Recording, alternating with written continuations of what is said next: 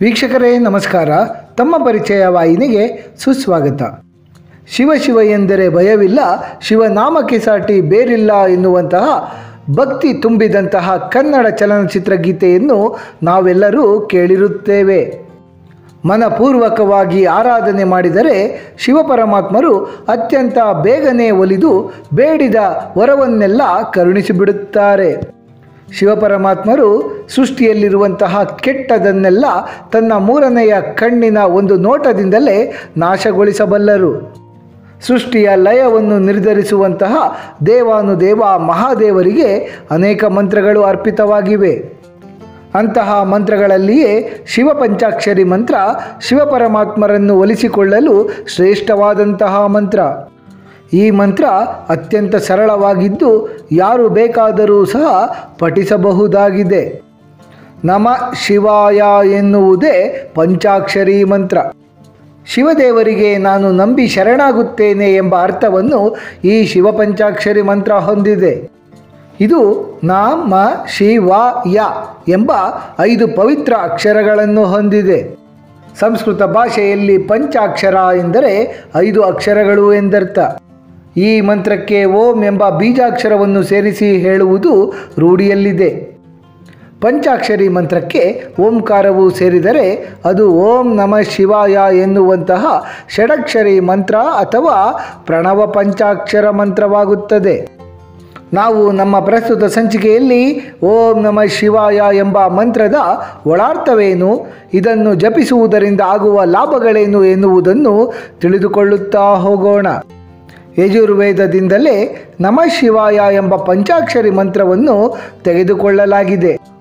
ಸೂಕ್ಷ್ಮಗಮದಲ್ಲಿ ಓಂಕಾರಯುಕ್ತವಾದ ಪಂಚಾಕ್ಷರಿ ಮಂತ್ರವನ್ನು ಮಂತ್ರಗಳ ರಾಜ ಎಂದೇ ಉಲ್ಲೇಖಿಸಲಾಗುತ್ತದೆ. ನಮಃ ಶಿವಾಯ ಎಂಬ ಪಂಚಾಕ್ಷರಿ ಮಂತ್ರದಲ್ಲಿ ನ ಎಂಬ ಅಕ್ಷರ ಪೃಥ್ವಿ ತತ್ವವನ್ನು, ಮಾ ಎಂಬ ಅಕ್ಷರ ಜಲತತ್ವವನ್ನು, ಶಿ ಎಂಬ ಅಕ್ಷರ ಅಗ್ನಿತತ್ವವನ್ನು, ವಾ ಎಂಬ ಅಕ್ಷರ ವಾಯುತತ್ವವನ್ನು ಹಾಗೂ ಯ ಎಂಬ ಅಕ್ಷರವು ಆಕಾಶ ತತ್ವವನ್ನು ಪ್ರತಿನಿಧಿಸುತ್ತವೆ. ಈ 5 ಅಂಶಗಳನ್ನೇ ಪಂಚಭೂತಗಳೆಂದು ಕರೆಯಲಾಗುತ್ತದೆ. ಮಾನವನ ಶರೀರವು ಪಂಚಭೂತಗಳಿಂದ ಕೂಡಿದೆ. ಸೃಷ್ಟಿ ಹಾಗೂ ಜೀವ ಸಂಕುಲಗಳ ಉಳಿವಿಗೆ ಅಗತ್ಯವಾಗಿರುವಂತಹ ಈ ಪಂಚಭೂತ ಅಂಶಗಳನ್ನು ಹಾಗೂ ಶಿವದೇವರ ಶಕ್ತಿಯನ್ನು ಹೊಂದಿರುವಂತಹ ನಮಃ ಶಿವಾಯ ಎಂಬ ಮಂತ್ರವನ್ನು ಪಠಿಸುವುದರಿಂದ ಜೀವನಕ್ಕೆ ಅಗತ್ಯವಾದ ಅನೇಕ ಪ್ರಯೋಜನಗಳನ್ನು ನಾವು ಪಡೆದುಕೊಳ್ಳಬಹುದು. ಓಂ ನಮಃ ಶಿವಾಯ ಮಂತ್ರವನ್ನು ಜಪಿಸುವುದರಿಂದ ಆಗುವಂತಹ ಪ್ರಯೋಜನಗಳೇನು? ಈ ಪಂಚಭೂತಗಳು ಸಮತೋಲನದಲ್ಲಿರುವಾಗ ಮಾತ್ರ ಒಬ್ಬ ವ್ಯಕ್ತಿಯ ಆರೋಗ್ಯ ಹಾಗೂ ಸಂತೋಷ ಬಹಳ ಉತ್ತಮ ಮಟ್ಟದಲ್ಲಿರುತ್ತದೆ.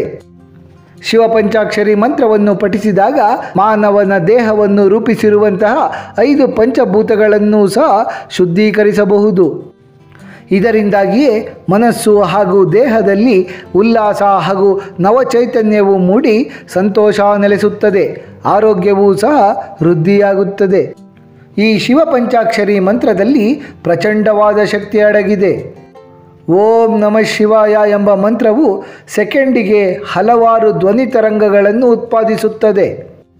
ಈ ಅಲೆಗಳು ಮಾನವನ ಬುದ್ಧಿಮತ್ತೆಯನ್ನು ಗರಿಷ್ಠ ಮಟ್ಟಕ್ಕೆ ವೃದ್ಧಿಸುತ್ತವೆ.